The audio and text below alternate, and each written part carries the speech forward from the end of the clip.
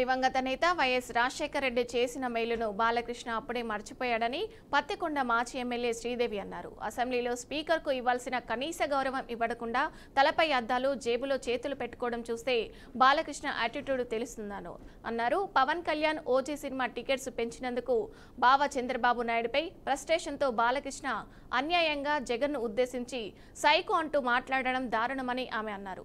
జగన్కు ప్రత్యక్షంగానూ పరోక్షంగానూ బాలకృష్ణ ఖచ్చితంగా క్షమాపణలు చెప్పాలని డిమాండ్ చేశారు. తమ నాయకుడు జగన్ను ఒక మాట అంటే మేము రెండు మాటలు అనాల్సి వస్తుందని శ్రీదేవితో మా ప్రతినిధి బసవరాజు ఫేస్ టు ఫేస్.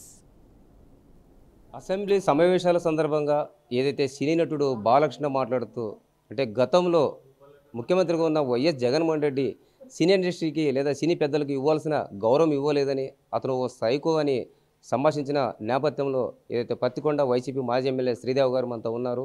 అంటే ఈ విషయమై ఆమె ఎలా స్పందిస్తారో కనుక్కునే ప్రయత్నం చేద్దాం. మేడం, అసెంబ్లీ సమావేశంలో బాలకృష్ణ మాట్లాడుతూ గతంలో జగన్మోహన్ రెడ్డి అంటే సినీ ఇండస్ట్రీ పెద్దలకి ఇవ్వాల్సిన విలువ ఇవ్వలేదు, అతను ఒక సైకో అంటున్నాడు. మీరు ఎలా చూస్తారు? చంద్రబాబు నాయుడు గారి బావమడిది అయిపోయి, ఎన్టీఆర్ కొడుకు అయిపోయి, లోకేష్ బామ అయిపోయి, ఈరోజు సీనియర్ ఒక ఎమ్మెల్యే బాలకృష్ణ గారు ఈరోజు అలాంటి శాసనసభలో ఒక దేవాలయం లాంటి సభలో అలాంటి వ్యాఖ్యలు చేయడము చాలా దారుణము.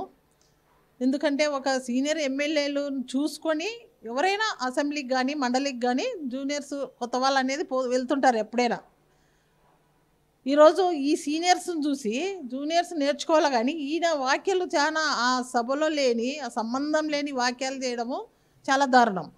ఈరోజు సైకో ఎవరయ్యా? ఆనాడు మీ ఇంటికి వచ్చిన మీ స్నేహితుల్ని ఆ రోజు ఫైరింగ్ చేసేది మీరైతే, ఆనాడు రాజశేఖర రెడ్డి గారు దివంగత ముఖ్యమంత్రి మాజీ ముఖ్యమంత్రి గారు ఆనాడు మీకు ఎలాగా హెల్ప్ చేసినాడో అవన్నీ కూడా ఒకసారి గుర్తు చేసుకోవాలి బాలకృష్ణ గారు. అలాగ గుర్తు చేసుకుంటే, గతం గుర్తు చేసుకుంటే నీకు ఇలాంటి మాటలు రావు.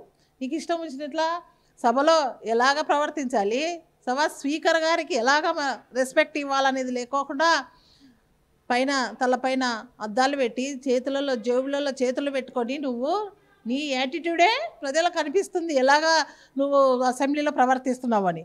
సభలోకి వెళ్ళేది ఎందుకు? ప్రజా సమస్యలు గొంతు విప్పాలి, ప్రజలకు ఏమి ఇవ్వాలని చెప్పేసి గొంతు ఇవ్వాలి ఆ దేవాలయంలో. కానీ ఇలాంటి వ్యాఖ్యలు చేయడం తగదు. అసలు ఆనాడు జరిగినది ప్రత్యక్షంగా అందరు చూసినాడు, పేపర్లు వచ్చాయి, టీవీలు వచ్చాయి, మరి ప్రతి ఒక్కరు చూసినారు. ఆనాడు సాధారణంగా చిరంజీవి గారిని ఆహ్వానించినది జగన్ గారు, ఆ రోజు భారతి గారు ఇద్దరు కూడా ఆహ్వానించి ఆయనకి శాలువా కప్పి భోజనానికి ఆహ్వానించినది అంతా చూసినారు, రాష్ట్రం అంతా చూసింది. కానీ ఈరోజు ఆయన వ్యాఖ్యలు చేయడం చాలా దారుణము. ఎందుకంటే ఆయన ఖచ్చితంగా ఏదో రూపకంగా అయితే ప్రత్యక్షంగా కానీ పరోక్షంగా కానీ సభలో కానీ బయట కానీ ఆయనకి ఖచ్చితంగా క్షమాపణ చెప్పుకోవాల్సిందే జగనన్నకి.